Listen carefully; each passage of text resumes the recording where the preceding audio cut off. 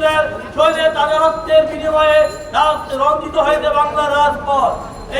এদেশের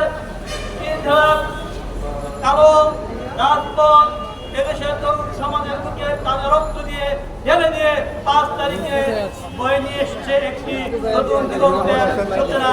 এদেশে একটি নতুন স্বাধীনতা। বাংলাদেশের একটি হাসিনা সরকারকে পরাস্ত করে এদেশ থেকে বিতাড়িত করে বাংলাদেশ থেকে চিরবিদায় করে দিয়ে এদেশের তরুণ সমাজ প্রমাণ করে দিয়েছে কোনো অন্যায়ের স্থান বাংলাদেশে হবে না। বাংলাদেশে নির্যাতিত ফ্যাসিবাদের অবস্থান হবে না। আমরা 1990 সালে প্রমাণ করে দিয়েছি বাংলার রাজপথ আন্দোলনের মাধ্যমে, এই বাংলাদেশ জাতীয়তাবাদী দলের আন্দোলনের মাধ্যমে প্রমাণ করে দিয়েছি বাংলাদেশের জাতীয়তাবাদী তরুণ দল অন্যায়ের সাথে আপোষ করে না।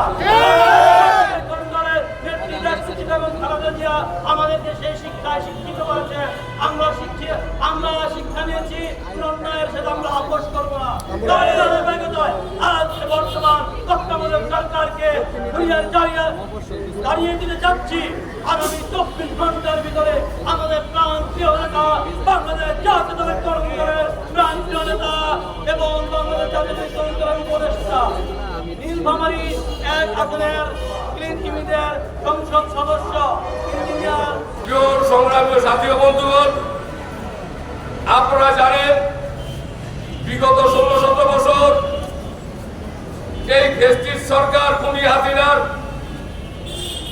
এই বিএনপির উপর এবং বঙ্গোপসাগরের উপর কি অত্যাচার চালিয়েছিল এবং বিএনপি নেতাকর্মীদের নামে লক্ষ লক্ষ গাইবি ভুয়া মামলা দিয়ে তাদেরকে জেলে রেখেছিল। সেই 16-17 বছরের আন্দোলনের ফসল 5ই আগস্ট এই খুনি হাসিনা শেখ হাসিনা এই দেশ থেকে পালিয়ে যেতে বাধ্য হয়েছে। প্রিয় সাথী বন্ধুগণ, সেই 5ই আগস্টের পরে আমরা কখনো চিন্তা করি নাই যে আমাদের দলীয় নেতৃবৃন্দের জন্য এই রাজপথে আমাদের আন্দোলন সংগ্রাম করতে হবে। আমি এই কেয়ারটেকার সরকারকে জানিয়ে দিতে চাই যে অনতি অবিলম্বে আমাদের প্রিয় অভিভাবক এবং তরুণ দলের অভিভাবক, তরুণ দলের উপদেষ্টা জনাব শাহরিয়ার ইসলাম সাহেবের মুক্তি 24 ঘন্টার মধ্যে মুক্তি দিতে হবে। অন্যথায় রাজপথে আমরা নেমে আমরা দুর্বার আন্দোলন করব। এই জন্য আমি জাতীয়তাবাদী তরুণ দলের পক্ষ থেকে এই সরকারকে আমি অর্জিত বিপ্লবের মাধ্যমে আজকের আমরা দেশকে ফিরিয়ে পেলাম। কিন্তু দুঃখের বিষয় আজকের সেই আমরা আন্দোলনের ফলাফল এখনো ভোগ করতে পারতেছি না। মাহমুদুর রহমান মান্না এবং এখানে দেখা গেছে তুহিন ভাই, তাকে যেভাবে আটকিয়ে রাখা হয়েছে, আসলে এটা কোনো, আমরা মনে করি এখনো শেখ হাসিনার নেতারা রাষ্ট্রীয়ভাবে বিভিন্ন জায়গায় তারা উৎপেতে বসে আছে।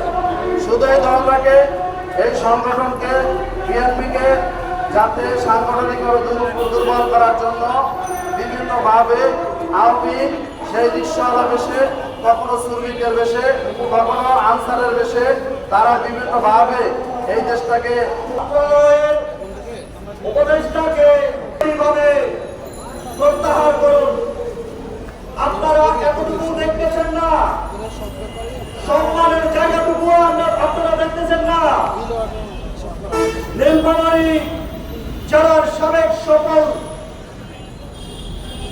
সংসদ সদস্য জনাব শাহরিয়ার ইসলাম তুহিন একজন কিরকম স্বচ্ছ এবং নির্মমের মানুষ ছিলেন।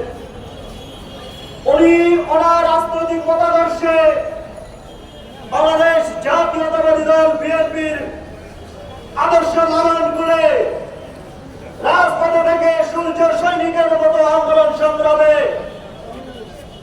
নিজেকে বিলিয়ে দিয়েছিলেন। রাজপথে রক্ত ঝরিয়েছেন। রাজপথে থেকে জনগণের পাশে থেকে এই ফ্যাসিস্টের বিরুদ্ধে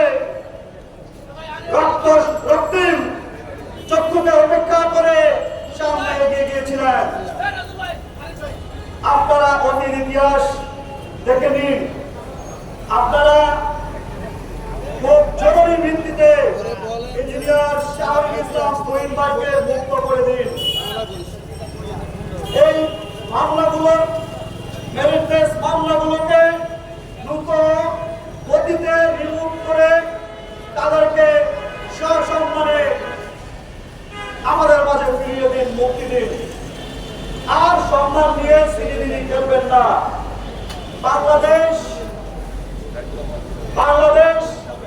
আজকে একটা বিশাল গাছ থেকে মুক্তি পেয়েছে, শুধুমাত্র ছাত্র জনতার আন্দোলন থেকে নয়। এখানে